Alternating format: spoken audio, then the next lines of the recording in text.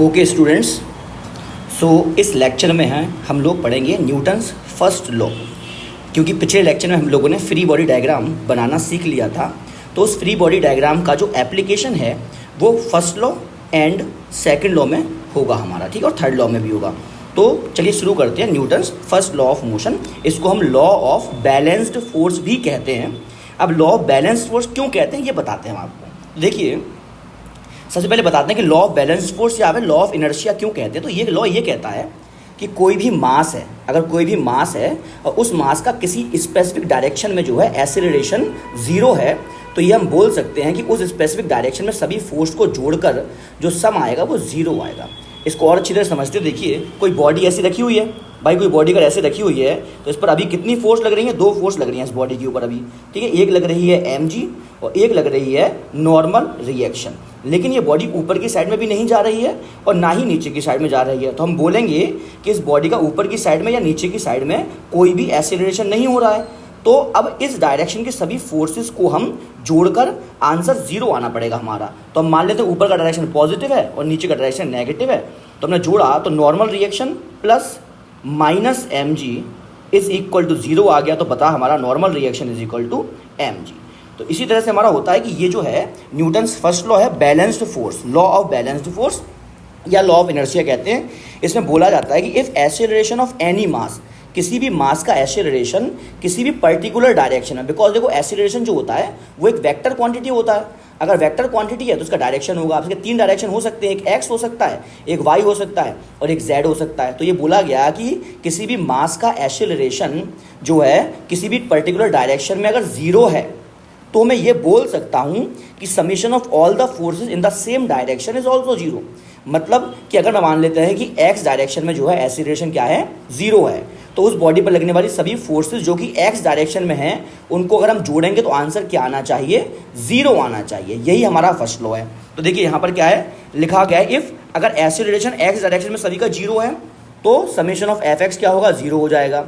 यदि Y direction में किसी भी बॉडी या किसी भी मास का एक्सेलरेशन जीरो है तो वाई डायरेक्शन में लगने वाली सभी फोर्सेस को जोड़कर आंसर क्या आएगा? जीरो आएगा।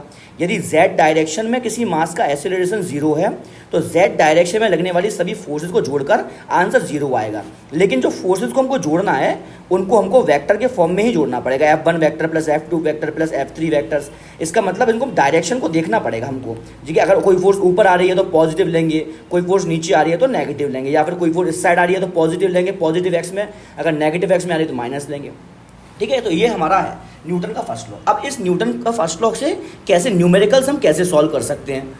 तो देखिए, हमको क्या करना होगा कि सबसे पहले हमको पहला स्टेप होगा कि ड्रॉ फ्री बॉडी डायग्राम। सबसे पहले हमको फ्री बॉडी डायग्राम बनाना है। फ्री बॉडी डायग्राम बनाने के बाद हमको देखना है कि किस डायरेक्शन में, फाइंड द डायरेक्शन, किस डायरेक्शन में जीरो एक्सेलरेशन है। हमको देखना पड़ेगा ना कि भाई किस डायरेक्शन में जीरो एक्सेलरेशन है, क्योंकि उसी डायरेक्शन में हम सारी फोर्सेस को जोड़कर क्या करेंगे? जीरो के बराबर रखेंगे। और उसके बाद हमको फाइनली न्यूटन्स फर्स्ट लॉ को अप्लाई करना है। तो देखिए, कुछ एग्जाम्पल से आपको आसानी से समझ में आएगा। ये पहला एग्जाम्पल है, देखो क्या है, find the value of normal reaction. ये बात तो तय है कि ये मास ऐसे रखा हुआ है। जब ये मास ऐसे रखा हुआ है तो ना ही तो ये ऊपर जा रहा है और ना ही ये नीचे आ रहा है और ना ही ये इधर जा रहा है और ना ही ये इधर जा रहा है। मतलब हुआ कि सभी डायरेक्शन में जो फोर्सेज हैं उन सभी का सम क्या होना चाहिए? जीरो होना चाहिए। अब हम फ्री बॉडी डायग्राम जब बनाएंगे इसका, तो देखिए फ्री बॉडी डायग्राम में क्या होगा, ये मास है, इस पर एक फोर्स लगेगी, वो लगेगी नीचे की साइड में mg, क्योंकि ग्रेविटेशनल फोर्स तो लगेगी mg। और दूसरी फोर्स, क्योंकि देखिए ये सरफेस से कांटेक्ट में है तो दूसरी फोर्स नॉर्मल रिएक्शन लगेगी। और नॉर्मल रिएक्शन जो होती है वो हमेशा क्या होती है? पुश करती है बॉडी को। तो नॉर्मल रिएक्शन लगा देते हैं तो नॉर्मल रिएक्शन ऊपर की साइड में लगेगी। ये लग गई हमारी नॉर्मल रिएक्शन। अब सिंपल बात है कि वाई डायरेक्शन में कोई भी एक्सेलरेशन नहीं है क्योंकि ये चल ही नहीं रहा है। तो summation of forces in Y direction क्या होना चाहिए? जीरो होना चाहिए। तो सिंपल बात है भाई, यहाँ पर करेंगे, अगर ऊपर का डायरेक्शन हम पॉजिटिव मान लें और नीचे का डायरेक्शन अगर हम नेगेटिव मान लें तो हम लिखेंगे n plus minus mg is equal to zero. तो n किसके बराबर आ गया? mg के बराबर आ गया। इस तरह से ये बिल्कुल बेसिक एप्लीकेशन है हमारी। अगर सेकंड क्वेश्चन देखा जाए तो यहाँ पर क्या है? यहाँ पर है हमारा find the value of tension in a rope. Tension निकालना हमको, तो दोबारा से हम क्या करेंगे, क्योंकि देखो ये मास जो है, ये मास दोबारा से रेस्ट पर है, ये मास रेस्ट पर है। मतलब ए क्या है? हर डायरेक्शन में ए जो है इसका जीरो है। तो क्या करेंगे हम, इसका फ्री बॉडी डायग्राम बनाते हैं। इसका जब FBD बनाएंगे तो देखिए ये मास है, इस पर एक फोर्स लगेगी जो लगेगी नीचे की साइड में, भाई mg लगेगी नीचे की साइड में इसमें, तो हम लगा देते हैं mg नीचे की साइड में।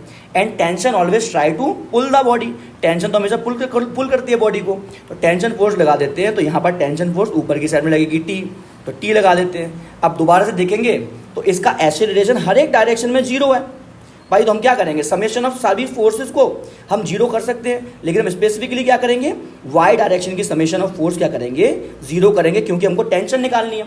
ऊपर का डायरेक्शन दोबारा से हम मान लेते हैं पॉजिटिव, और नीचे का क्या मान लेते हैं हम, नेगेटिव डायरेक्शन मान लेते हैं। तो हम क्या लिखेंगे, T plus minus mg is equal to 0। तो T किसके बराबर आ गया, mg के बराबर। सिंपल बात है, आपको करना कुछ नहीं है, आपको सिंपल ये करना है कि कोई भी अगर बॉडी किसी एक डायरेक्शन में एक्सीलरेशन को 0 दिखाती है तो उस डायरेक्शन में सभी फोर्स को जोड़ने पर आपका आंसर क्या आना चाहिए, आपका आंसर आना चाहिए 0।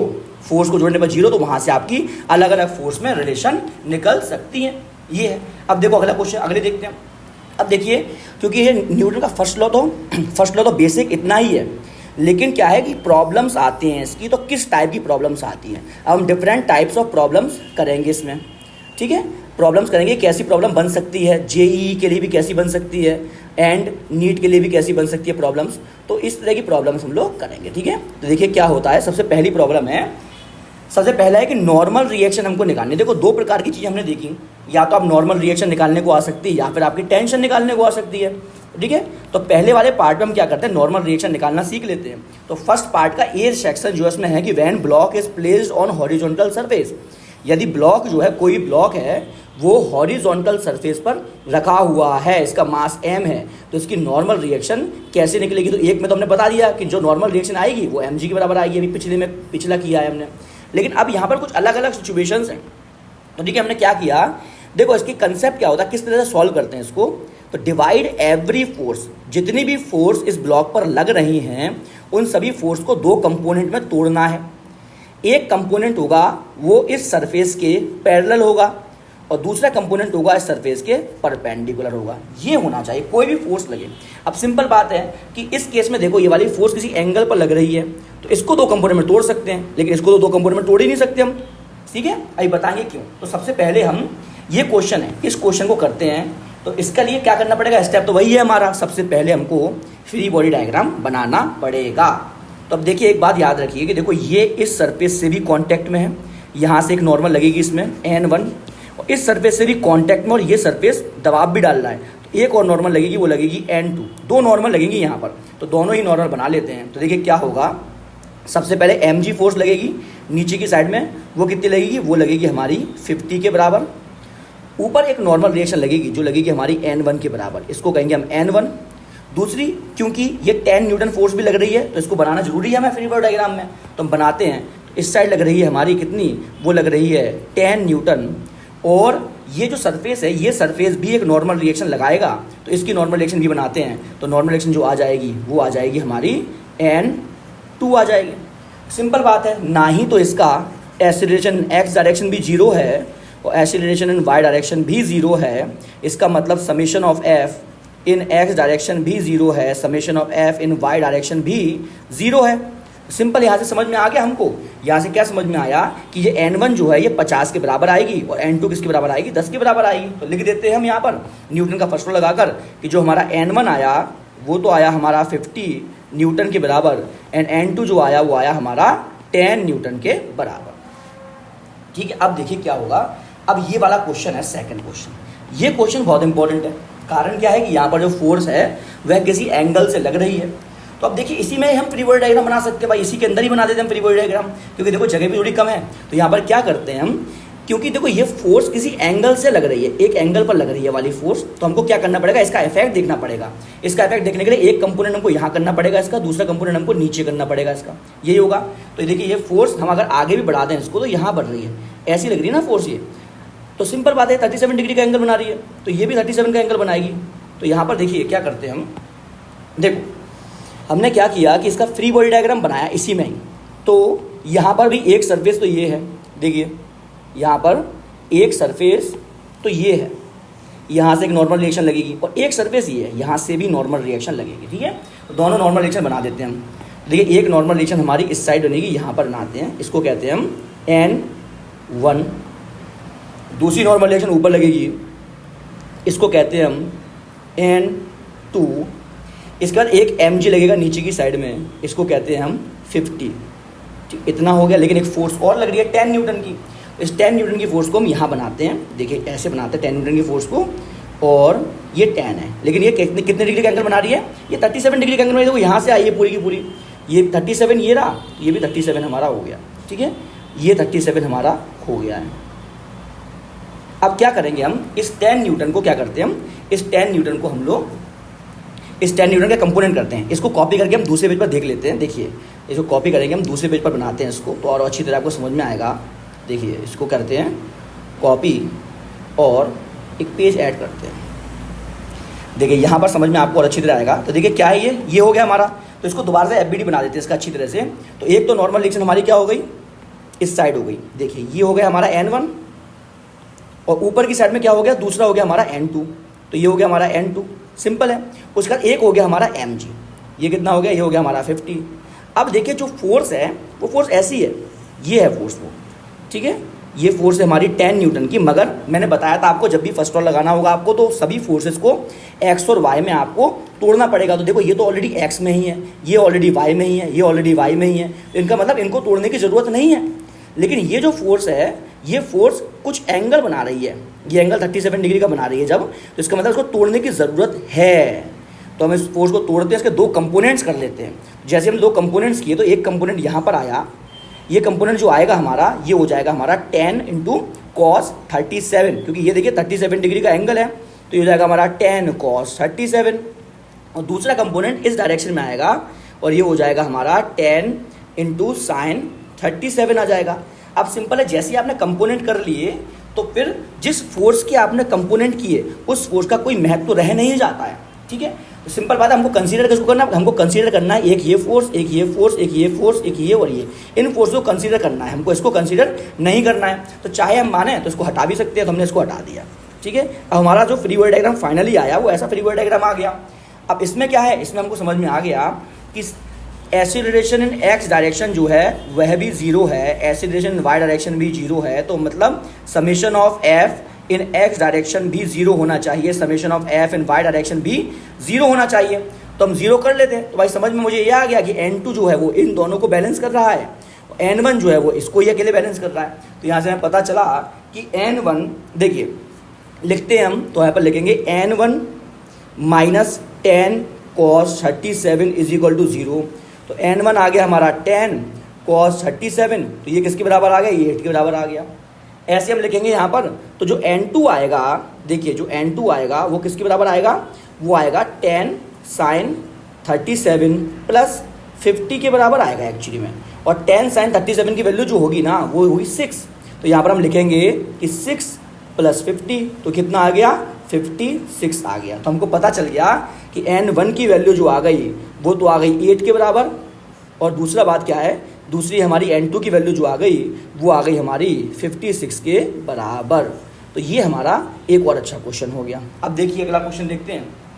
अब ये अलग अलग क्वेश्चन हैं, इसमें हमको क्या बताना है, इसको हमको नॉर्मल रिएक्शन ही बतानी है। अब सिंपल बात है, पहले की तरह ही है।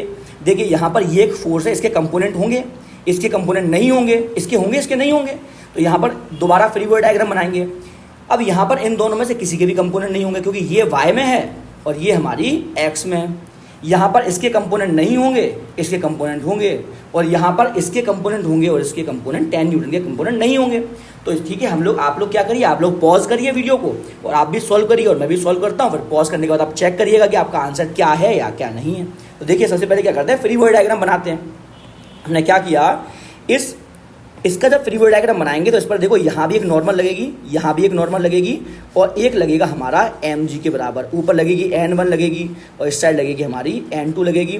ये 2 न्यूटन भी लगेगा और ये भी लगेगा, लेकिन इसके दो कंपोनेंट हो जाएंगे। ठीक है, देखो क्या होगा, ये इस साइड चलेगा, इसके एक कंपोनेंट यहाँ होगा, जो होगा हमारा 5√2 cos 45, और यहाँ होगा हमारा 5√2 साइन 45 के बराबर। तो 5√2 cos 45 कितना होगा, 5√2 इंटू कॉस 45 1/√2 होगा, खत्म, तो बचेगा 5। ऐसी 5√2 साइन 45 क्या होगा, 1/√2 होगा साइन 45, ये भी खत्म हो गया तो बचेगा 5।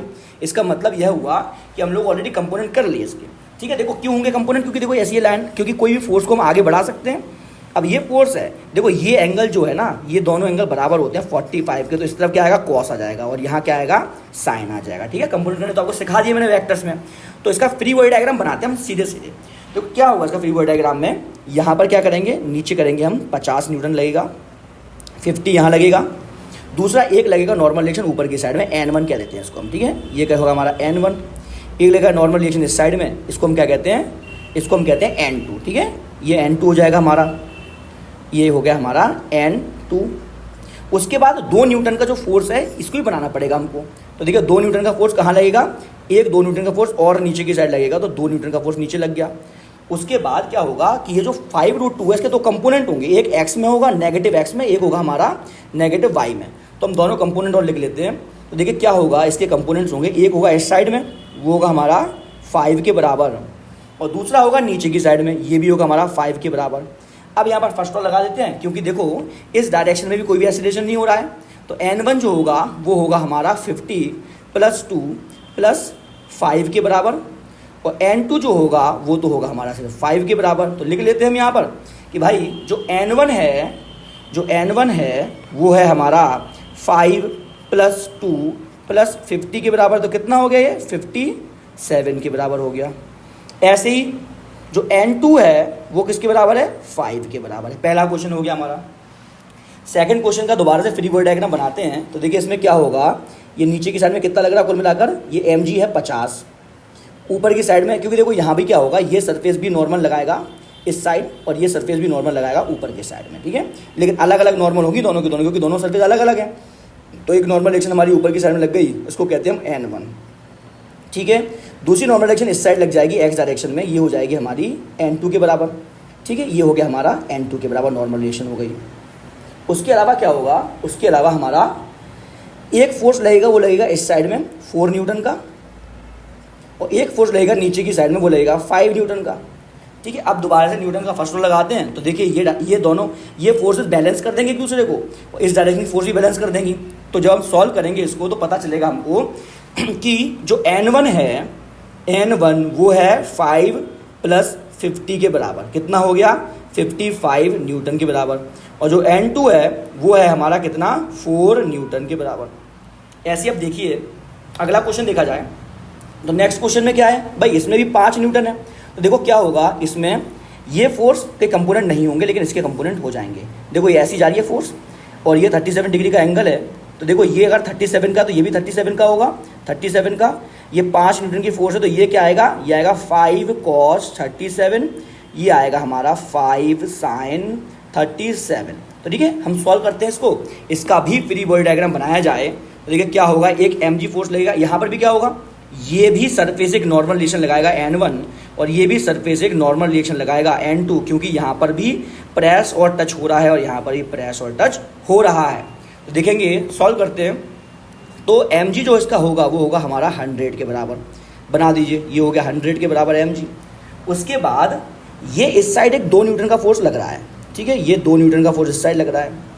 अब यहाँ पर 2 नॉर्मल हैं, एक नॉर्मल ऊपर की साइड है, इसको बोल देते हैं हम N1, और एक नॉर्मल इस साइड है, इसको बोल देते हैं हम N2। ये हो गया हमारा N2। अब क्या किया जाए, अब ये जो 5 न्यूटन की फोर्स से 2 कंपोनेंट होंगे, देखिए एक इस साइड होगा और एक इस साइड होगा। इस साइड होगा 5 cos 37, इस साइड होगा 5 sin 37। भाई करके दिखाया ना मैंने, ये जो ये 5 है और ये x का कंपोनेंट है, ये देखो 37, तो ये भी 37 हो जाएगा भाई, और ये y का कंपोनेंट है, तो ये हो गया 5 cos 37, ये हो गया 5 sin 37। लेकिन 5 cos 37 कितना हो जाएगा, ये हो जाएगा 4, और ये हो जाएगा 3 के बराबर। तो सॉल्व कर लेते हैं, इसकी वैल्यू सीधे से सब्स्टिट्यूट करते हैं हम। तो यहाँ पर देखिए क्या होगा, एक होगा 5 cos 37 जो इस तरफ आएगा वो होगा 4 के बराबर, और जो नीचे आएगा वो होगा 3 के बराबर। अब दोबारा से इस डायरेक्शन में न्यूटन का फर्स्ट लॉ लगा देते हैं, इस डायरेक्शन में भी न्यूटन का फर्स्ट लॉ लगा देते हैं। तो पता चला N1 जो है वो 103 आ गया, N2 जो आ गया वो आ गया 4 और 2 6 के बराबर। तो हम लिख देते हैं कि N1 की वैल्यू जो आ गई, N1 की वैल्यू आ गई 100 + 3 इज इक्वल टू 103 न्यूटन के बराबर, और N2 की वैल्यू जो आई वो आ गई 6 न्यूटन के बराबर। ठीक है, अब ये वाला क्वेश्चन आप करिए और कमेंट में बताइएगा कि इसका आंसर आपका कितना आया है। ठीक है, अब देखिए, अब अगले तरीके का है, देखो हम लोगों को क्या ऑब्जेक्टिव है, नॉर्मल रिएक्शन निकालना हमारा ऑब्जेक्टिव है। तो नेक्स्ट है कि when block is placed on the inclined plane, यदि कोई ब्लॉक को हम इंक्लाइंड प्लेन पर रख देते हैं तो उस कंडीशन में नॉर्मल रिएक्शन क्या होगी, किस तरह से आपको निकालना है। तो इसका भी स्टेप होता है, डिवाइड एवरी फोर्स। देखो जो भी फोर्स इस ब्लॉक पर लग रही है उसको हमको डिवाइड करना है इंटू 2 पार्ट्स, 2 पार्ट्स में डिवाइड करना है। जो एक पार्ट होगा, 1 पार्ट, वो हमेशा इस इंक्लाइंड प्लेन के अलॉन्ग होगा, ऐसा हो सकता है, ऐसा हो सकता है, अलॉन्ग द इंक्लाइंड प्लेन। पहला पार्ट तो ये होगा, और दूसरा पार्ट जो होगा वो होगा perpendicular to the inclined plane. तो भाई परपेंडिकुलर तो ये वाला है भाई, ये भी हो सकता है, ये भी हो सकता है। तो जितनी भी फोर्स इस ब्लॉक, इस जो है मास पर लग रही हैं, वो सभी फोर्सेस को तोड़ना है 2 भागों में। पहला पार्ट होगा वो होगा इंक्लाइंड प्लेन के अलॉन्ग, और दूसरा पार्ट होगा उसके परपेंडिकुलर। सिंपल है। तो देखिए सॉल्व करते हैं। सबसे पहले देखो, हमेशा जो एसेंशियल स्टेप है वो क्या है, इसका फ्री बॉडी डायग्राम बनाना। देखिए एक फोर्स तो लगेगी इसकी, वो लगेगी हमारी mg के बराबर। देखिए यहाँ होगा हमारा, वो होगा हमारा mg के बराबर। ठीक है, ये mg के बराबर लगेगी एक फोर्स, एक लगेगी नॉर्मल रिएक्शन के बराबर, ये हो गया हमारा नॉर्मल रिएक्शन, एक लगेगी टेंशन। लेकिन देखो टेंशन तो अलॉन्ग द इंक्लाइंड प्लेन है, नॉर्मल रिएक्शन परपेंडिकुलर है, तो ये दोनों तो परफेक्ट है, इनके कोई कंपोनेंट हो नहीं सकते हैं। लेकिन ये ना तो अलॉन्ग है ना हमारा परपेंडिकुलर, इसके 2 कंपोनेंट होंगे, एक ये कंपोनेंट होगा और एक ये कंपोनेंट होगा, और जब इसके दोनों कंपोनेंट हो जाएंगे तो इसको ख़त्म कर देंगे हम। तो ऐसे ही बनाते हैं हम फ्री बॉडी डायग्राम। इसका फ्री बॉडी डायग्राम बनाया जाए तो देखिए 10 kg है, जब 10 kg है तो कितना लगेगा, 100 न्यूटन लगेगा, है ना, क्योंकि होता क्या है, m इंटू जी होता है ना, g की वैल्यू कितनी होती है, 10 होती है। तो हम लिखते हैं, इसको लिखेंगे तो ये हो जाएगा हमारा नीचे की साइड में, इसको ऐसे ही बनाते हैं। पहले ये ब्लॉक ऐसा है हमारा, इसको ब्लॉक को भी ऐसे बना देते हैं। अब देखिए क्या होगा, इसमें फोर्स लगाते हैं, एक फोर्स हो जाएगी, वो हो जाएगी सीधे नीचे की साइड में, वो हो जाएगा हमारा 100। ठीक है, ये 100 हो गया। उसके बाद एक नॉर्मल रिएक्शन लगेगी हमारी, नॉर्मल रिएक्शन बना देते हैं हम, तो ये नॉर्मल रिएक्शन आ गई। उसके बाद एक टेंशन भी लगेगा, और ये आ गया हमारा टेंशन। ठीक है, 3 आ गए। अब देखिए ये देखो क्या है, ये 90 डिग्री का एंगल दोनों के बीच में है। ठीक है, अब देखो ये ऑलरेडी टेंशन फोर्स तो already in the direction of inclined plane है, इस डायरेक्शन में ही है, इसके कंपोनेंट नहीं करेंगे। नॉर्मल परपेंडिकुलर है, इसका कोई कंपोनेंट आएगा नहीं, क्योंकि हो जाएगा n इंटू कॉस 90, तो 0 आ जाएगा, इसका कंपोनेंट कोई आएगा नहीं। बचा ये वाला फोर्स, इसके 2 कंपोनेंट कर सकते हैं हम। तो देखिए कैसे करेंगे इसे कंपोनेंट, एक होगा हमारा कंपोनेंट इसका, वो हो जाएगा हमारा परपेंडिकुलर, ऐसे होगा, एक कंपोनेंट तो यहाँ आएगा, ठीक है, और एक कंपोनेंट आएगा हमारा यहाँ। इस प्रकार से 2 कंपोनेंट इसके आ जाएंगे। अब जब 2 कंपोनेंट आ गए तो देखिए ये देखो ऐसा अगर यहाँ पर बनाया जाए, ये सीधे लाइन, अगर ये देखो 90 डिग्री का ये एंगल, तो ये एंगल कितना हो गया, 53 डिग्री का हो गया। अब यहाँ पर एक लाइन ड्रॉ करोगे, अगर ये यहाँ से यहाँ ये दोनों 90 डिग्री का एंगल बना रही है, ये 53 है, तो यहाँ पर क्या हो गया, 37 डिग्री का एंगल हो गया।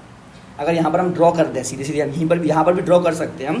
तो देखिए यही सेम चीज़ है। यहाँ पर हमने यहाँ पर ड्रॉ किया एक लाइन mg के बराबर, ये हो गया 100 के बराबर।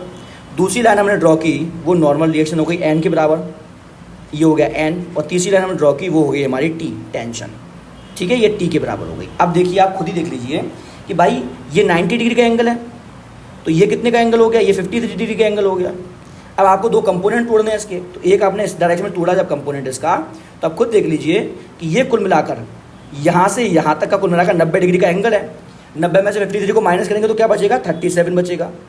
तो जो एक कंपोनेंट होगा वो होगा 100 cos 37, और दूसरा कंपोनेंट इस डायरेक्शन में आएगा, ये क्या हो जाएगा, ये हो जाएगा 100 sin 37 डिग्री।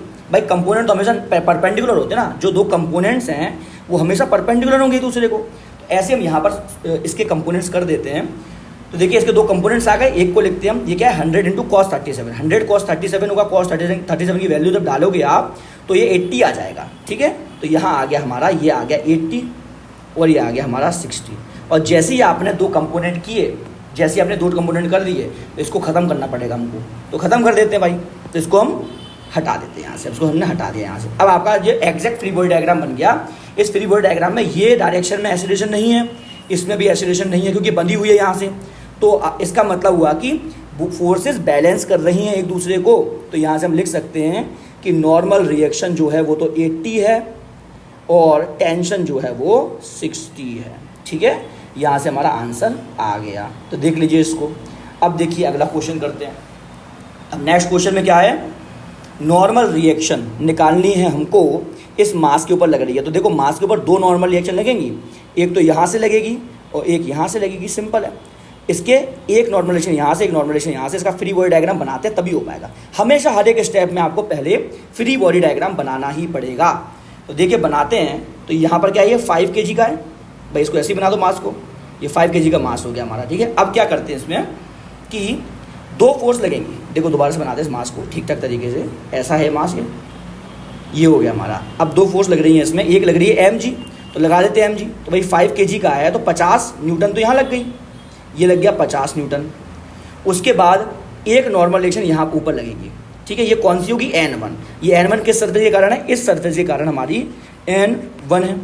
उसके बाद दूसरी नॉर्मल रिएक्शन इस सरफेस के कारण n2 होगी हमारी, तो यहाँ पर लगा देते हैं n2। तो ये हो गई हमारी n2, भाई ये तो n2 हो गई हमारी। अब देखिए क्या करते हैं हम, अब क्योंकि ये जो मास है ना, ये वाला मास ये कहीं जा नहीं रहा है, a इज इक्वल टू 0, हर एक डायरेक्शन में इसका एक्सीलरेशन 0 है। तो summation of f in x is equal to 0, summation of f in y is equal to 0, या summation of f is equal to 0 है हर एक डायरेक्शन में, चाहे इस डायरेक्शन में हो चाहे इस डायरेक्शन में हो, ये होना चाहिए ना। तो हम इस डायरेक्शन में भी summation of f is equal to 0 करेंगे और इस डायरेक्शन में भी summation of f is equal to 0 करेंगे। लेकिन देखो अब हमको क्या है, ये दोनों आपस में परपेंडिकुलर है, ये देखो ये आपस में परपेंडिकुलर है। अब ये एक चीज़ है कि इसका कंपोनेंट नहीं आ सकता क्योंकि ये तो अलोंग द लाइन है, इसका कंपोनेंट भी नहीं आ सकता क्योंकि ये परपेंडिकुलर है। तो बचा क्या, ये इसका कंपोनेंट आएगा। अब इसका कंपोनेंट हम कर लेते हैं, तो देखो क्या कंपोनेंट आएंगे इसके, इसका एक कंपोनेंट यहाँ आएगा, ऐसे इस डायरेक्शन में आएगा। ठीक है, और साथ साथ में ये जो एंगल होगा, ये एंगल होगा हमारा 37 डिग्री का, अभी भी बताया मैंने आपको। तो ये हो जाएगा हमारा 50 इंटू कॉस 37, और ये हो जाएगा एक और कंपोनेंट आएगा इस तरफ, ये आएगा हमारा 50 इंटू साइन 37। अब जब 50 से मैंने कंपोनेंट कर लिए तो उसको ख़त्म करना पड़ेगा मुझे भाई, तो हटा देते हैं इसको। अब हटा दिया इसको जब हमने, तो ये क्या आया, इसको हटा देते हैं यहाँ से। अब जैसे इसको मैंने हटाया तो ये दो कंपोनेंट, अब ये फोर्सेस बैलेंस हो रही है यहाँ पर। तो क्योंकि इस डायरेक्शन में भी a इज इक्वल टू 0 है और इस डायरेक्शन में भी a इज इक्वल टू 0 है, तो हम क्या करते हैं, हम फर्स्ट और लगा देते हैं। तो n1 की वैल्यू जो आई हमारी वो आई 50 इंटू कॉस 37, ये कितनी आ गई, आ गई हमारी 40 न्यूटन के बराबर। n2 की वैल्यू जो आई हमारी वो आई 50 इंटू साइन 37, ये किसकी कितनी आ गई, ये आ गई हमारी 30 न्यूटन के बराबर। अब देखिए, अब थर्ड पार्ट क्या है इसका, कि finding normal reaction on 2 block system. यदि 2 ब्लॉक सिस्टम, अभी तक हमने सिंगल ब्लॉक देखा था, ठीक है। अब क्या होगा, अगर 2 ब्लॉक सिस्टम हो गया, उस कंडीशन में आपको नॉर्मल रिएक्शन इस पर निकालनी है। अब देखो सबसे पहले तो 2 ब्लॉक सिस्टम है, तो 2 ब्लॉक सिस्टम के लिए आपको पहले फ्री बॉडी डायग्राम बनाना आना चाहिए, तो वो मैंने ऑलरेडी आपको सिखाया था। इसका फ्री बॉडी डायग्राम कैसे बनेगा, तो देखो ये होगा, इस पर एक mg लगेगा m1g, इस पर ऊपर एक नॉर्मल रिएक्शन लगेगा n1, ये होगा, इस पर लगेगा हमारा m2g, इस पर लगेगा नॉर्मल रिएक्शन n2। लेकिन ये ब्लॉक, ये जो है सरफेस, ये सरफेस दोनों के लिए है, तो इस पर नीचे की साइड में एक और लगेगा n2। इस तरह से बना देते हैं। देखिए क्या होगा, इसके पहले फ्री बॉडी डायग्राम बनाते हैं दोनों के। सबसे पहले हम 5 kg का बनाते हैं, तो 5 kg को यहाँ पर लगा दो, ये 5 kg है, ठीक है। इसका मतलब इसमें एक लगेगी mg, कितनी लगेगी, वो 50 लगेगी, 50 आ गई। और इस सरफेस के कारण इस पर एक ऊपर नॉर्मल रिएक्शन लगेगी, उसको लिख देते हैं n1। तो ये क्या आ गई, ये आ गई हमारी n1, इसको लिख देते हैं n1। थोड़ा टेढ़ा हो गया, देखिए n1 लिखेंगे इसको, ये हो गया हमारा n1, ठीक है। इसके अलावा कोई फोर्स नहीं लगेगी। लेकिन जो दूसरा वाला है, इसको बना देते हैं हम भाई, इसको बना देते हैं 10 kg वाले को, ठीक है। ये 10 kg वाला है। अब 10 kg वाले पर भी 2 फोर्स लग रही होंगी भाई। 10 kg वाला है ना, सिर्फ इसको देखना है हमको और किसी को नहीं देखना। तो इस पर एक लग रही होगी mg, जो लग रही होगी हमारी 100, तो ये हो गई हमारी 100 न्यूटन। अब इस सरफेस के कारण इस पर एक नॉर्मल रिएक्शन लग रही होगी। नॉर्मल रिएक्शन हमेशा क्या होती है, नॉर्मल रिएक्शन ऑलवेज पुश करती है। तो इस सरफेस के कारण नॉर्मल रिएक्शन लग रही है, वो नॉर्मल रिएक्शन हम लिख देते हैं n2, तो लिखेंगे हम n2, ठीक है। हमने क्या किया, ऊपर लिखा हमने n2, ऊपर की साइड पे लिख दिया, ये हो गया हमारा n2। लेकिन इस बड़े वाले ब्लॉक के पास एक तो ये सरफेस है और एक ये भी सरफेस है। ये सरफेस अगर इस पर N1 लगा रहा है, पुश कर रहा है, तो ये वाला सरफेस इस पर भी नीचे की साइड में N1 लगाएगा, क्योंकि हर एक हमेशा सरफेस क्या होता है, वो पुश करता है। ये तो मैंने बताया था, फ्री बॉडी डायग्राम बनाना सिखाया था आपको। तो एक और नॉर्मल रिएक्शन लगेगी यहाँ पर इस पर, और जो नीचे की साइड में लगेगी वो लगेगी N1।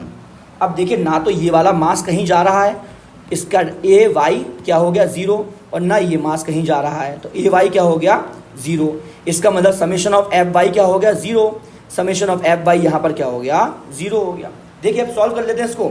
तो इसमें न्यूटन का फर्स्ट लॉ लगाते हैं हम, न्यूटन फर्स्ट लॉ लगाएंगे हम इसमें। तो यहाँ से पता चल गया हमको कि N1 की वैल्यू कितनी आ गई, 50 न्यूटन आ गई, और साथ साथ में हमारी पता चला कि N2 की वैल्यू जो हो गई वो N1 प्लस 100 हो गई, क्योंकि कहीं जा नहीं रहा ना, तो सभी फोर्स बैलेंस हो गई हैं, सभी फोर्स एक दूसरे को कैंसिल कर रही हैं। तो N2 की वैल्यू जो आ गई वो N1 की वैल्यू यहाँ से सब्स्टिट्यूट कर देते हैं यहाँ पर, तो ये हो जाएगा हमारा N2 is equal to 50 plus 100, तो ये हो गया हमारा 150 न्यूटन। ठीक है, N2 जो हो गया वो 150 न्यूटन हो गया, और ऐसे ही हमारा जो N1 हो गया वो हो गया हमारा 50 न्यूटन।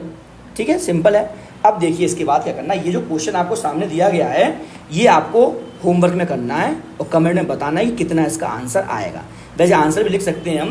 देखिए आंसर लिखा जाए तो इसका आंसर हो जाएगा, जो यहाँ से नॉर्मल आएगी, यहाँ से इसको हम कहते हैं N2 की वैल्यू आएगी वो आएगी 50, और N1 जो यहाँ से लगेगी इसकी वैल्यू आएगी 20। आप लोग सॉल्व करिएगा, बताइएगा। ठीक है, अब देखिए अगला है, अब ये बहुत अच्छा है, 3 ब्लॉक सिस्टम है। भाई 3 ब्लॉक सिस्टम भी कर सकते हैं, अगर आपको 2 ब्लॉक सिस्टम आ गया है तो आप 3 ब्लॉक सिस्टम भी इजीली कर सकते हैं। ठीक है, अब 3 ब्लॉक सिस्टम में भी नॉर्मल रिएक्शन निकालनी है हमको, तो हम क्या करेंगे, 3 फ्री बॉडी डायग्राम बनाएंगे हम। अब 3 फ्री बॉडी डायग्राम बनाएंगे तो बना लेते तीनों फ्री बॉडी डायग्राम। यहाँ पर एक नॉर्मल रिएक्शन लगेगी इस पर, इसके पास 2 लगेंगी, इसके पास भी 2 लगेंगी नॉर्मल रिएक्शन, कुल मिलाकर 5 नॉर्मल रिएक्शन हो जाएंगी। तो देखिए सॉल्व करेंगे जब इसको FBD बनाते हैं इसका, तो देखिए 2 kg है, ये 2 kg यहाँ पर रखते हैं। ठीक है, 2 kg पर क्या होगा, एक लगेगा mg, वो होगा हमारा 20 के बराबर। दूसरा इसके कारण नॉर्मल रिएक्शन लगेगी, वो हो जाएगी हमारी, मान लेते हैं इसको N1 हो जाएगी। ठीक है, दूसरा इसका फ्री बॉडी डायग्राम बनाते हैं, ये 5 kg वाले का। तो जो 5 kg वाला है इस पर भी देखिए इसका 50 न्यूटन तो नीचे लगेगा, इसमें mg के बराबर होगा 50 न्यूटन। अब देखिए 5 kg पर ये भी एक सरफेस है और ये भी एक सरफेस है, मगर ये सरफेस ने नॉर्मल रिएक्शन N1 ऑलरेडी लगा दी है, तो इसकी नॉर्मल रिएक्शन N1 लिखेंगे हम। तो जब N1 लिखेंगे तो यहाँ पर लिख दो पहले, एक नीचे की साइड में N1 लगेगी इस पर, और इस सरफेस के कारण ऊपर की साइड में क्या लगेगी, N2 लगेगी इस पर। तो बना लेते हैं, तो ऊपर लगेगी हमारी, वो लगेगी हमारी N2 लगेगी, तो ये हो गया हमारा N2। और तीसरा है हमारा, तीसरा है वो है हमारा 10 kg का, तो 10 kg लिख देते हैं यहाँ पर। भाई जब 10 kg लिखेंगे इसमें, तो 10 kg में नीचे की साइड में रहेगा कितना, 100 न्यूटन। अब 10 kg के पास भी 2 सरफेस हैं, ये एक है और एक ये है, मगर जो ये सरफेस है इसके कारण जो नॉर्मल रिएक्शन लग रही है वो ऊपर लग रही है N2। तो इस पर अगर ऊपर लग रही है तो इस पर नीचे लगेगी N2, तो बना लेते हैं हम इसको। तो नीचे की साइड में लगेगी हमारी N2, और इस सरफेस के कारण नॉर्मल रिएक्शन मानेंगे तो N3 मान लेते हैं, सरफेस के कारण ऊपर की साइड में N3, तो इसको बनाएंगे हम N3। अभी N3 हो गया। आप सभी में न्यूटन का फर्स्ट लॉ लगा दो, क्यों, क्योंकि ये मास कहीं जा नहीं रहा है ना ऊपर, AY 0 और AY 0, तो force summation of y is equal to 0 आ गया। तो लिखेंगे जब हम, तो हमें पता चल गया कि जो N1 आया वह कितना आया 20, साथ साथ में अगर मैं बोलूँ N2 जो आया वो आया 50 प्लस N1 की वैल्यू 20 है, तो 50 प्लस 20 कितना आ गया 70, और आखिरी में अगर देखें तो N3 क्या है, वो है N2 प्लस 100, N2 कितना है 70 प्लस 100, तो ये कितना आ गया 170 आ गया। ठीक है, अब ये क्वेश्चन आपके सामने है। अब जब आप ये वाला क्वेश्चन सीख गए करना, तो ये तो बहुत आसानी से सीख जाओगे, ईजी है तो आप लोग कर लीजिएगा इसको। अब अगला देखते हैं हम। अब ये है 2 ब्लॉक ऑन इंक्लाइंड प्लेन। अगर 2 ब्लॉक हैं इंक्लाइंड प्लेन पर, तो उनके बीच में हमको नॉर्मल रिएक्शन कैसे निकालने है, यहाँ पर नॉर्मल रिएक्शन कितनी होगी ये आपको निकालना है, और यहाँ पर कितनी होगी ये भी आपको निकालना है। भाई दोनों जगह, एक यहाँ और एक यहाँ कितनी होगी नॉर्मल रिएक्शन, वो निकालना है आपको। ठीक है, तो हम क्या करते हैं हम कि इसके इन दोनों के फ्री बॉडी डायग्राम बना लेते हैं। ठीक है, देखो ये 5 है, एक यहाँ से नॉर्मल रिएक्शन लगेगी इस पर, एक mg लगेगा, और एक नॉर्मल रिएक्शन यहाँ से लगेगी इस पर। ठीक है, ऐसे ही ये 10 है, एक नॉर्मल रिएक्शन यहाँ से लगेगी, एक नॉर्मल यहाँ से लगेगी, नॉर्मल यहाँ से। तो 5 वाला देखो जितने सरफेस 10 kg पर एक नॉर्मल एक surface, first normal reaction, second normal reaction and third normal reaction, 3 normal reaction लगेंगी 10 kg पर। 5 kg पर एक normal reaction and 2 normal reaction लगेंगी 5 kg पर। इंपॉर्टेंट बात ये है, देखो फ्री बॉडी डायग्राम बनाना मैंने आपको सिखा दिया है, वहीं से ही आपको सारे क्वेश्चन आएंगे। 5 kg का हम FBD बनाते हैं। देखिए ये 5 kg है, इसका जब FBD बनाएंगे तो आपको देखो एक तो 50 नीचे की साइड लगेगा, 50 न्यूटन नीचे की साइड लगा। अब इसके 2 नॉर्मल रिएक्शन है, इस सरफेस के कारण जो नॉर्मल रिएक्शन उसको N1 मान लेते हैं, ठीक है।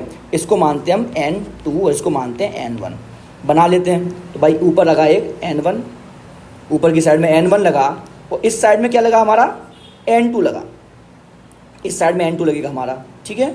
तो देखिए ये N2 लगा, इसका मतलब हुआ कि जो ये सरफेस है ये प्रोड्यूस क्या कर रहा है, N2 प्रोड्यूस कर रहा है, ठीक।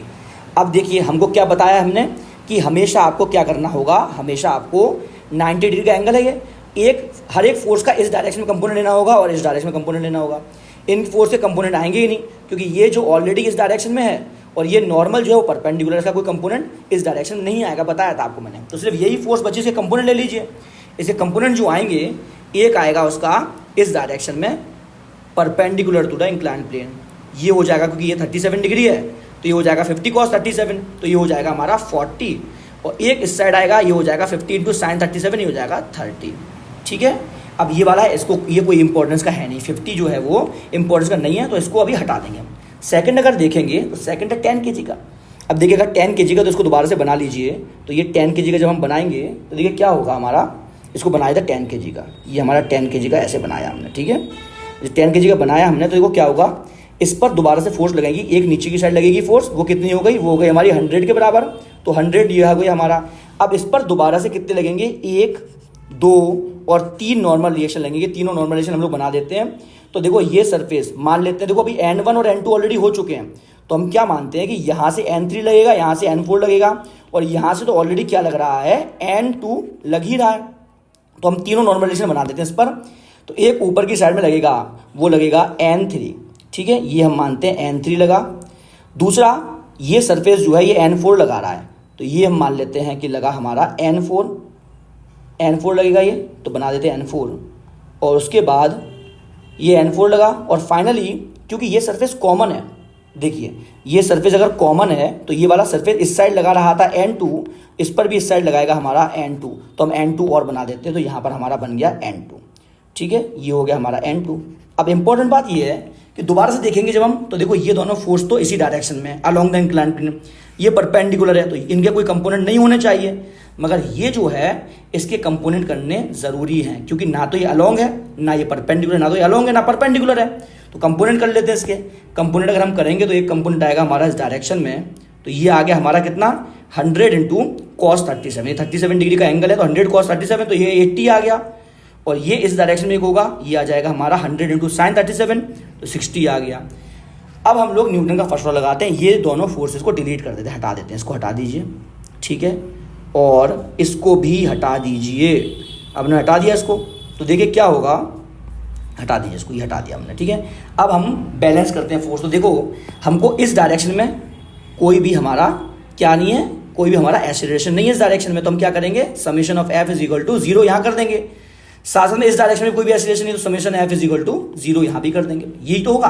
तो यहाँ से हमको पता चला कि यहाँ से N1 की वैल्यू तो आई, वो आई 40, और N2 की वैल्यू जो आई वो आई 30, ठीक है। अब यहाँ से देखिए सेकंड वाले केस में ये बैलेंस कर रहे हैं एक दूसरे को, भाई ये वाले फोर्स तो बैलेंस कर रहे हैं, तो यहाँ से हम देखेंगे तो पता चलेगा हमको कि N2 प्लस 60 जो है वो N4 के बराबर है, और N2 की वैल्यू ऑलरेडी 30 है, तो 30 वैल्यू सब्स्टिट्यूट करो, plus 60 is equal to N4 आया, तो N4 की वैल्यू क्या आ गई, वो आ गई 90 न्यूटन।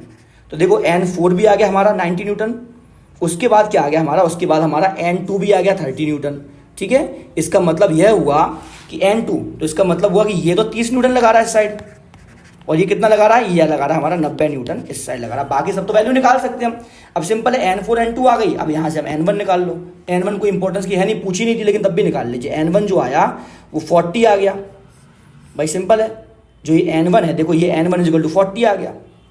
ऐसी N3 इक्वल टू 80 आ जाएगा। तो हमारा N3 जो आ गया वो आ गया 80 न्यूटन के बराबर आ गया। ठीक है, तो ये एक अच्छा क्वेश्चन है, डबल ब्लॉक सिस्टम का क्वेश्चन है। 2 ब्लॉक जब होंगे तो आपको इस तरह से बनाना पड़ेगा।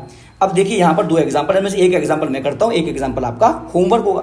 तो देखिए हम लोग कोई भी एक, चलिए मान लीजिए ये वाला एग्जाम्पल हम लोग करते हैं, ये एग्जाम्पल, इसमें दोनों का फ्री बॉडी डायग्राम जल्दी जल्दी बना देते हैं हम। ठीक है, और उसके बाद हम लोग सॉल्व करेंगे। आप लोग भी पॉज करिए और फिर ये वाला एग्जाम्पल सॉल्व करिए, फिर आप आंसर मिलाइएगा कि कितना आंसर आ रहा है।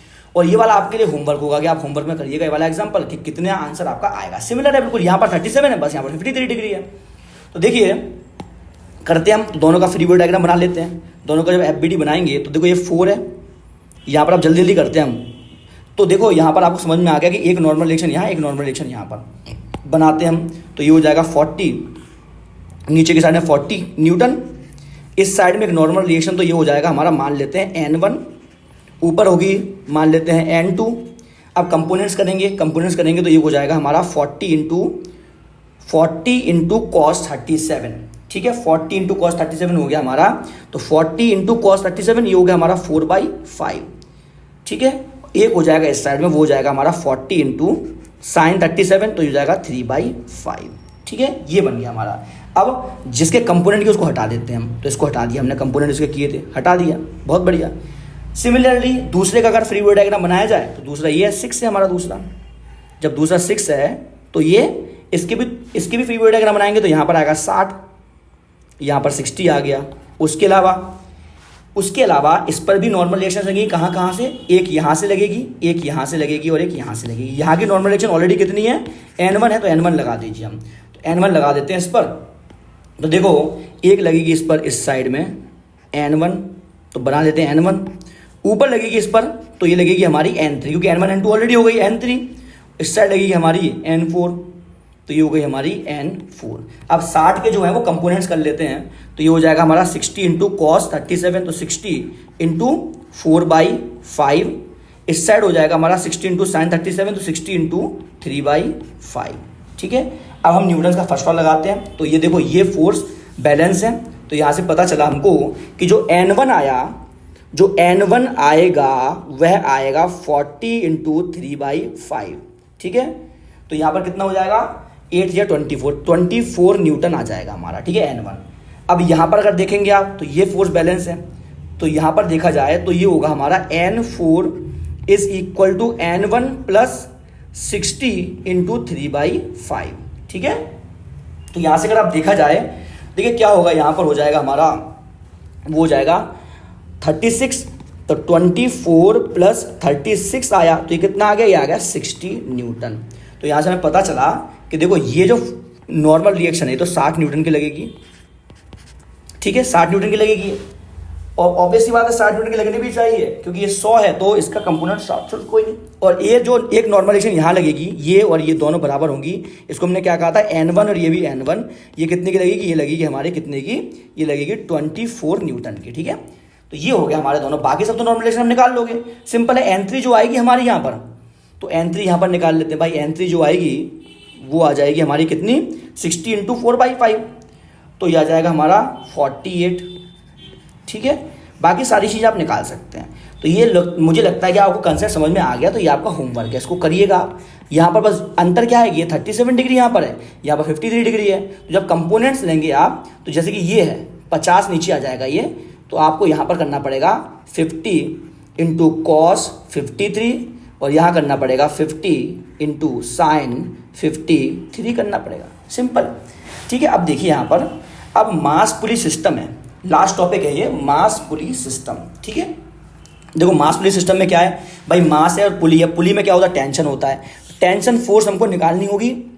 अब होता ये है कि टेंशन फोर्स जो होती है उसके कंपोनेंट्स हो सकते हैं, या तो टेंशन फोर्स या उसके कंपोनेंट जो है वो mg को बैलेंस करते हैं। या तो देखो फाइनली टेंशन फोर्स हमारा mg को बैलेंस कर दे, या फिर टेंशन का कोई कंपोनेंट जो हो, ये टेंशन ये है, इसका एक कंपोनेंट हो t cos थीटा, ये क्या करे, ये हमारे mg को बैलेंस कर दे। 2 प्रकार के क्वेश्चन आते हैं, लेकिन कंपोनेंट्स हमेशा टेंशन के ही लेने हैं आपको मैक्सिमम चांस में। ठीक है, जैसे कि अब इसका जो तरीका होता है सॉल्व करने का, वो क्या होता है, सबसे पहले draw free body diagram FBD बनाना ही है। फिर देखना है कि किस डायरेक्शन में हमारा एक्सीलरेशन 0 है, उस डायरेक्शन में फर्स्ट लॉ लगा देना है। तो टेंशन और टेंशन एंड अलग अदर फोर्स में जो है वो क्या होगी, रिलेशन आ जाएगी हमारी। तो पता चल जाएगा कि टेंशन कितनी लग रही है। एग्जाम्पल क्या है हमारा, एग्जाम्पल ये है, देखिए ये मास है, हमें बताना था कि रस्सी में कितनी टेंशन होगी। तो हमने क्या किया, हमने इसका फ्री बॉडी डायग्राम बनाया। जब हमने FBD इसका बनाया तो क्या हुआ, एक mg नीचे लग रहा है, देखो ये mg नीचे लग रहा है, और उसके अलावा टेंशन कहाँ लग रहा है, ऊपर लग रहा है टेंशन। और इस डायरेक्शन में क्या हो रहा है, इस डायरेक्शन में एक्सीलरेशन इन y डायरेक्शन क्या है, 0 है। तो summation of f in y direction क्या होना चाहिए, 0 होना चाहिए। ऊपर का डायरेक्शन पॉजिटिव मानिए, नीचे का डायरेक्शन हम मानेंगे नेगेटिव। तो हम लिखेंगे कि t plus minus mg is equal to 0। तो t किसके बराबर आ गया, mg के बराबर आ गया। यही हमने किया। तो देखिए t is equal to mg आ गया। इस तरह से हमको अप्रोच करनी है। अब कुछ क्वेश्चंस करते हैं। तो पहला क्वेश्चन हमारा है कि find the value of tensions. क्यों, क्योंकि देखो दो अलग अलग रस्सी हैं। इसमें अगर मान ले T1 टेंशन होगी तो इसमें क्या होगी, इसमें हमारी T2 टेंशन होगी, और यहाँ पर क्या होगा, यहाँ पर mg फोर्स लगेगा। लेकिन ये मास कहीं जा नहीं रहा है, तो इसका x में भी एक्सीलरेशन क्या होगा, 0, और इसमें ay में भी क्या होगा, 0 होगा। तो समेशन ऑफ fx जो होगा वो 0 आना चाहिए, समेशन ऑफ fy भी आना चाहिए 0। तो इसका FBD बनाते हैं। तो देखो यहीं पर ही बना देते हैं इसका FBD। नीचे कितना लग रहा है, ये यहाँ पर बना देते हैं, ठीक है। ये हमारा मास है, तो मास को बना दे 5 kg का मास है ये, ठीक है। इसका एक लगेगा नीचे की साइड में 50, तो 50 हम बना देते हैं 50 नीचे लगा। एक टेंशन लगेगी इस साइड में, इसको बनाते हैं हम T1, ठीक है। T1 टेंशन यहाँ लगी। T2 टेंशन जो है वो कुछ एंगल पर लग रही है, देखिए ये एंगल पर लग रही है T2 टेंशन, ठीक। अब एक चीज़ देखिए आप कि अगर हम यहाँ पर देखें, ये ट्राइंगल बनाएं, ठीक है। तो ट्राइंगल में क्या है, ये 90 डिग्री है, तो ये 53 डिग्री हो गया, ठीक है।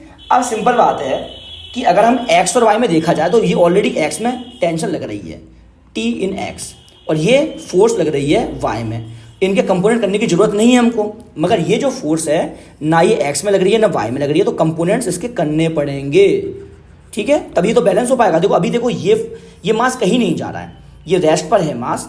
तो इसका मतलब हुआ कि ये वाली फोर्स 50 को कोई ऊपर की साइड में बैलेंस कर रही होगी, तभी तो। ऐसी इस फोर्स को कोई इस साइड में बैलेंस कर रही होगी, लेकिन अभी तो कोई फोर्स ये वाली नहीं है, ना तो ये फोर्स है ना ही कोई ऊपर वाली फोर्स है। इनको हमको निकालना पड़ेगा। तो क्या करते हैं, हम टेंशन के कंपोनेंट्स कर लेते हैं, ठीक है। टेंशन के कंपोनेंट्स करेंगे तो ये हो जाएगा हमारा इस साइड में, ये हो जाएगा हमारा कितना, T2 cos 53, तो ये आएगा। ऊपर आएगा वो आएगा T2 sin 53, तो ये आ जाएगा T2 sin 53। अब क्या किया हमने, अब हमारा जिसके कंपोनेंट्स किए उसको हटा दीजिए भाई, इसको हटाना जरूरी है क्योंकि इसका कोई औचित्य नहीं रहेगा, इसको हटा दीजिए आप। अब हम यहाँ पर फर्स्ट लॉ लगाते हैं। फर्स्ट लॉ के अनुसार क्या हो जाएगा, वो हो जाएगा T1 is equal to T2 cos 53।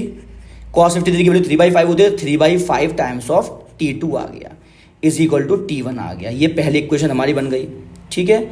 दूसरी इक्वेशन बन गई हमारी, वो बन गई T2 sin 53 is equal to 50। Sine 53 की वैल्यू 4/5 होती है, तो T2 into 4/5 is equal to 50। तो यहाँ से हमें पता चला कि जो T2 की वैल्यू आ गई वो आ गई हमारी 5 इंटू 50 डिवाइडेड बाई 4, 250/4 आ गई। अब अगर T2 की वैल्यू आ गई तो मुझे पता है कि जो T1 की वैल्यू है वो किसके बराबर है, वो है हमारी 3/5 टाइम्स ऑफ T2।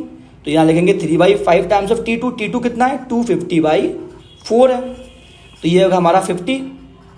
तो ये होगा हमारा 5 3 15, 150/4 आ गया। तो यहाँ से हमें पता चला कि हमारी जो T2 की वैल्यू है वो आ गई 250/4, और T1 की वैल्यू जो आ गई वो आ गई 150/4 आ गई, ठीक है। ये दोनों हमारी वैल्यूज़ आ गई। तो इसका मतलब टेंशन का कंपोनेंट भी हमारा वेट को बैलेंस कर रहा है। ये वेट है, इसका एक कंपोनेंट वेट को बैलेंस कर रहा है, और एक कंपोनेंट इस ये वाला कंपोनेंट ये वाली टेंशन को बैलेंस कर रहा है। तो ये बैलेंस वाली फोर्स आ गई। अगला क्वेश्चन देखा जाए तो यहाँ पर देखिए क्या है, यहाँ पर दोबारा से टेंशन हमको निकालनी है। तो ऑब्वियस ही बात है कि भाई ये 3m मास है और ये m मास है, तो कहीं चलेंगे ही नहीं ना ये भाई, ये तो बहुत कम मास है, ये ज़्यादा मास है, तो इसका मतलब उठेगा भी नहीं ऊपर की साइड में। इसका मतलब दोबारा से हम इनके फ्री बॉडी डायग्राम बनाते हैं FBD। तो जब इसका फ्री बॉडी डायग्राम हम बनाएंगे तो देखो ये वाला, अभी इसी डायग्राम में ही हम फ्री बॉडी डायग्राम बना देते हैं, ठीक है। तो ये देखो ये होगा हमारा, इसमें लिखते हैं हम, तो ये हमारा यहाँ पर हो गया mg, ठीक है, ये हो गया हमारा mg। उसके बाद एक नॉर्मल रिएक्शन होगी हमारी, यहाँ पर नॉर्मल रिएक्शन लगा देते हैं, नॉर्मल रिएक्शन n लगा दिया। अब एक टेंशन होगी तो टेंशन लगा देते हैं, ठीक है, ये हो गई हमारी T अलॉन्ग द प्लेन। वैसे तो टेंशन रोप के अलोंग जाती है ना टेंशन, लेकिन हम यहीं पर बना दे टी, ये टी हो गया हमारा, ठीक है। अब सभी फोर्सेस बैलेंस हैं तो हम कंपोनेंट करते हैं। कंपोनेंट क्योंकि देखो ये इस डायरेक्शन में कंपोनेंट करने जरूरी हैं और इस डायरेक्शन में कंपोनेंट करने जरूरी हैं। इसका कंपोनेंट नहीं होगा, इसका कंपोनेंट नहीं होगा, लेकिन इसका कंपोनेंट तो होगा ही होगा, तो कर देते हैं कंपोनेंट। देखिए एक कंपोनेंट आएगा वो आएगा एम जी कॉस थीटा, ये आएगा हमारा, वो आएगा एम जी कॉस थीटा। एक कंपोनेंट इस साइड आएगा वो क्या आएगा, वो आएगा हमारा एम जी साइन थीटा, ठीक है। और एक्सीलरेशन कुछ होगा नहीं क्योंकि ये देखो ये वाला मास ज़्यादा है, 3m is greater than m, तो ये चलेगा नहीं, तो a इज इक्वल टू 0 आएगा। भाई इस डायरेक्शन में जो a आएगा वो 0 आ जाएगा। साथ साथ में एक ही रोप है, सिंगल रोप अगर होती है, सिंगल रोप में क्या होता है, हर पॉइंट पर टेंशन क्या होती है, यहाँ पर भी टेंशन t है, यहाँ पर भी टेंशन, सब जगह टेंशन t ही है, तो टेंशन निकल जाएगी हमारी, इस फ्री बॉडी डायग्राम से निकल जाएगी, क्योंकि इस डायरेक्शन में क्या होगा, सब फोर्स कैंसिल आउट कर रहे होंगे एक दूसरे को। तो हम लिखेंगे कि T इज इक्वल टू हो जाएगा एम जी साइन थीटा, पहले आंसर हमारा आ गया, और दूसरा हमारा क्या हो जाएगा, N is equal to M G cos theta आ जाएगा। ये कैसे आए, ये ऐसे आए हमारे कि हमने क्या किया, इसको निकालने के लिए इस डायरेक्शन में समेशन ऑफ फोर्स को क्या कर दिया, 0 कर दिया। इसको निकालने के लिए हमने इस डायरेक्शन में समेशन ऑफ फोर्स को क्या कर दिया, 0 कर दिया। ये इंपॉर्टेंट बात है, ठीक है भाई, सिंपल बात है। ये उठेगा नहीं ना, क्योंकि ये बड़ा मास है और ये छोटा मास है, तो उठ नहीं सकता ये। अब अगला अगर देखें क्वेश्चन, तो यहाँ पर ये बहुत बढ़िया क्वेश्चन है, हमको टेंशन निकालनी है। अब यदि मैं बोलूँ, आप बताइए कि ये मास चलेंगे, ये मास भी रेस्ट पर है और ये मास भी रेस्ट पर है। आप पॉज करके बताओ, आंसर लिखिए पॉज करके, फिर मैं इसको सॉल्व करता हूँ। तो देखिए क्या होगा, हम 4m मास का क्या करते हैं, इसका फ्री बॉडी डायग्राम बनाते हैं 4m का, ठीक है। अगर हम इसका 4m का फ्री बॉडी डायग्राम बनाएं तो देखिए होगा क्या कि ये है हमारा 4mg, ठीक है, ये 4mg है और ये नॉर्मल रिएक्शन ऊपर की साइड में, ठीक है, ऊपर की साइड में हमारा नॉर्मल रिएक्शन आ गया। साथ साथ मान लेते हैं भाई इसमें टेंशन है तो T मानते हैं इस साइड, यदि हम T मानते हैं इस साइड T, तो अब देखो एक चीज़ आप कि इस साइड कोई भी फोर्स नहीं है जो कि इसको बैलेंस कर सके, ठीक है। इसका भी कोई कंपोनेंट इस साइड नहीं आएगा, इसका भी कोई कंपोनेंट इस साइड नहीं आएगा, तो इसका मतलब ये तो अनबैलेंस्ड फोर्स हो गई, अनबैलेंस्ड फोर्स हो गई, तो A is not equal to 0।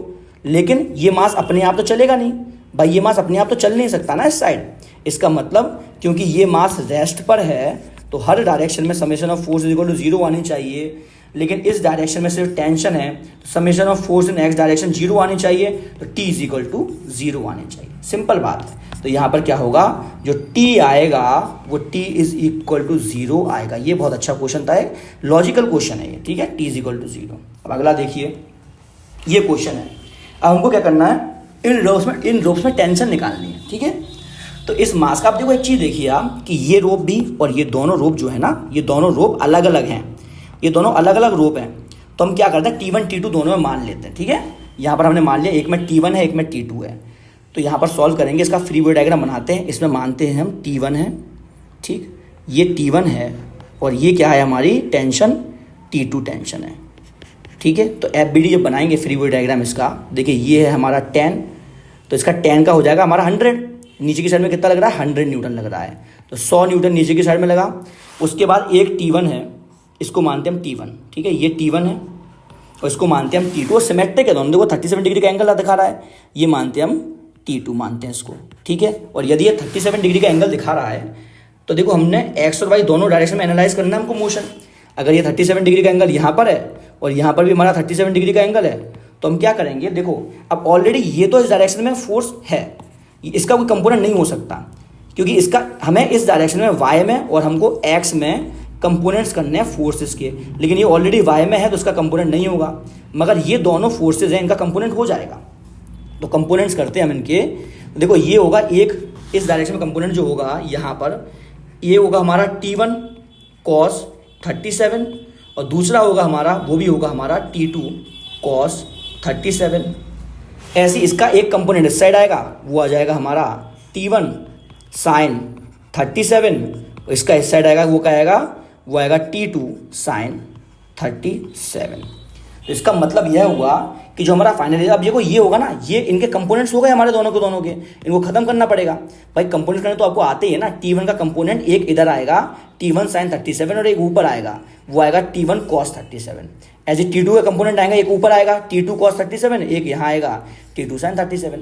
इसका मतलब यह हुआ कि अब देखिए ये दोनों फोर्स मिलकर तो mg को बैलेंस कर रही हैं और ये फोर्स इसको बैलेंस कर रही है। तो हम देखते हैं, एक बार लगाते हैं summation of force in x is equal to 0, summation of force in y is equal to 0। तो यहाँ पर लगाएंगे हम, सबसे पहले क्या करते हैं हम, summation of force in x is equal to 0 करेंगे तो पता चलेगा T1 sin 37 is equal to T2 sin 37 आया। अब ये खत्म हो गया sin 37 ये खत्म, तो बचा हमारा T1 is equal to T2। पहली इक्वेशन तो ये आ गई हमारी। अब दूसरी इक्वेशन देखेंगे हम, तो यहाँ से आएगा हमारा, वो क्या आएगा, वो आएगा second equation, summation of x summation of f in y direction is equal to 0। तो y में क्या है, ऊपर का डायरेक्शन हमारा पॉजिटिव मानते हैं, ये पॉजिटिव मानते हैं और ये हम मानते हैं नेगेटिव। तो इसका मतलब यह हुआ कि हम बोलेंगे T1 cos 37 plus T2 cos 37 is equal to 100 के बराबर आ गया। अब लेकिन T1 is equal to T2 है, तो T1 is equal to T2 है, तो हम क्या करेंगे, T1 और T2 में से किसी एक को T1 मान लेंगे। तो यहाँ पर लिखेंगे हम T1 cos 37, देखिए T1 cos 37 plus T1 cos 37 is equal to 100। तो ये हो जाएगा 2T1 cos 37 is equal to 100। इसको और सॉल्व करेंगे तो ये आ जाएगा हमारा T1 into cos 37 is equal to 50 आ गया। तो T1 cos 37 की वैल्यू कितनी होती है, 4/5 इज इक्वल टू 50 आ गया। तो T1 की वैल्यू जो आ गई वो आ गई 250/4 न्यूटन आ गई। ठीक है, ये आ गई इसकी T1 की वैल्यू। ठीक है, ये इस तरह का क्वेश्चन है कि अच्छा क्वेश्चन है, ये आपको समझ में आना चाहिए फ्री बॉडी डायग्राम बना के। अब अगर दूसरा क्वेश्चन है, इसमें क्या है भाई, इसमें जो है आपका एक 37 डिग्री का एंगल है, एक 53 डिग्री का एंगल है। अब ये तो आप सॉल्व इजीली कर सकते हैं। क्या करना पड़ेगा आपको, जल्दी जल्दी कर देते हैं इसको सॉल्व, आप भी ट्राई करिए इसको, इसका आंसर निकालते हैं। तो अब देखो इसमें T1 और T2 इक्वल नहीं आएंगे। देखो हम क्या करते हैं, हम इसका FBD बनाते हैं। यहाँ पर इसका FBD बनाएंगे, देखिए क्या होगा, एक तो हमारा नीचे की फोर्स लगेगा, वो लगेगा हमारा 10, तो जो 100 न्यूटन लगेगा, 100 न्यूटन यहाँ पर लगा।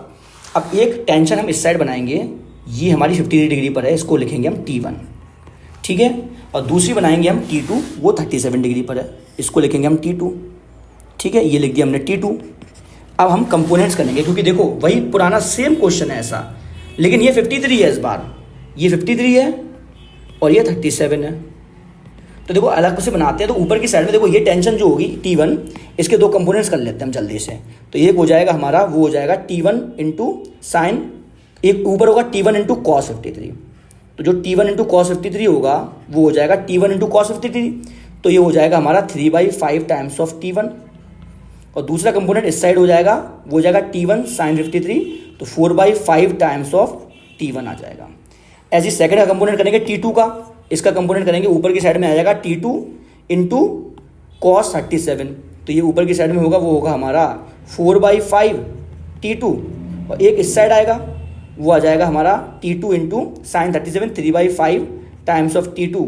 एक आएगा हमारा नीचे की साइड में, वो जाएगा हमारा mg कितना होगा, 100 के बराबर हो जाएगा। वही सेम खेल खेलना अपन को कि इस डायरेक्शन में सारी फोर्स जोड़कर 0, इस डायरेक्शन में सारी फोर्स जोड़कर 0। तो यहाँ से हमें पता चला, वो यह चला कि देखिए 3/5 T2, देखो 3/5 T2 is equal to 4/5 T1। तो यहाँ से 3T2 is equal to 4T1 आ गया। ठीक है, तो यहाँ से T2 की वैल्यू जो आई वो आ गई 4/3 टाइम्स ऑफ T1। ठीक है, पहली तो ये आ गई वैल्यू हमारी। अब देखिए दूसरी देखा जाए तो यहाँ से क्या होगा, सेकंड है हमारा y डायरेक्शन में हम लगाएंगे फर्स्ट लॉ। तो y डायरेक्शन में फर्स्ट लॉ लगाएंगे तो देखो क्या लिखेंगे हम, यहाँ पर लिखेंगे 3/5 T1, 3/5 T1 plus 4/5 T2 is equal to कितना, 100। लेकिन T2 की वैल्यू यहाँ से सब्स्टिट्यूट कर देते हैं इसमें T2 की वैल्यू को। तो देखो क्या आएगा आंसर हमारा, वो आएगा 3/5 T1 प्लस 4/5 T2 की वैल्यू क्या है, वो है 4/3 T1 इज इक्वल टू 100 आ गया। अब देखो क्या होगा, ये होगा हमारा 3/5 T1 plus 16/15 T1 is equal to 100। अब देखो ये होगा हमारा 9, तो ये हो जाएगा हमारा कुल मिलाकर ये होगा 9 ठीक है। तो ये होगा हमारा 9/15 T1 plus 16/15 T1 is equal to 100। ये हो जाएगा 25/15 T1 इज इक्वल टू 100। तो ये आ जाएगा हमारा T1/15 इज इक्वल टू 4। तो T1 आ जाएगा हमारा 60 न्यूटन, ठीक है। T1 60 न्यूटन आ गया। तो T2 की वैल्यू सबसे सॉल्व कर लेते हैं। मुझे ऑलरेडी पता है कि T2 की वैल्यू किसके बराबर है भाई, जो T2 की वैल्यू है वो है हमारा 4/3 टाइम्स ऑफ T1 के बराबर। तो जब 4/3 टाइम्स ऑफ T1, तो T1 कितना है, T1 60 है। तो ये कितना हो गया, ये हो गया हमारा 80 न्यूटन आ गया हमारा आंसर, ठीक है। तो ये दोनों हमारे आंसर आ गए, ठीक है। अब देखिए इसके बाद लास्ट क्वेश्चन करते हैं हम। अब क्वेश्चन यह है कि find the minimum value of theta. इस थीटा की मिनिमम वैल्यू कितनी होगी कि मास m जो है, ये वाला मास ऊपर उठ जाए। अब सिंपल बात है, इस बार उठ सकता है। पिछले क्वेश्चन में क्या था कि यहाँ पर ज़्यादा मास तो उठ नहीं पा रहा था, अब यहाँ पर ज़्यादा, यहाँ पर कम है तो उठ जाएगा। अब जब भी कोई लिफ्ट होती है चीज़, when a mass is lift, यहाँ पर लिख देते हैं